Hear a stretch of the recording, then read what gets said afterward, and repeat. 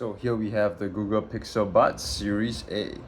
This is the latest model, so comes in a nice plastic wrapping, move it like that, and pull it out like so. So, like the box, the buds itself comes in a nice wrapping, so taped on each side, so you move them carefully if you wanna keep it in place.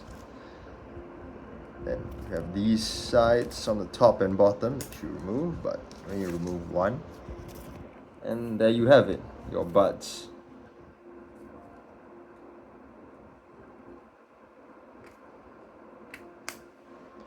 Inside the box, we have your different types of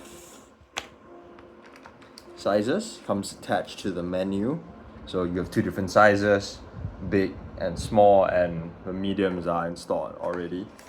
And then you have a cable. It's 1 meter long, not bad, especially for the price. It is 120 Sing. Comes with a set of cable. Not bad. Most companies wouldn't actually include this.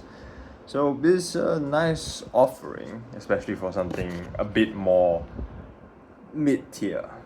Yeah, that's all.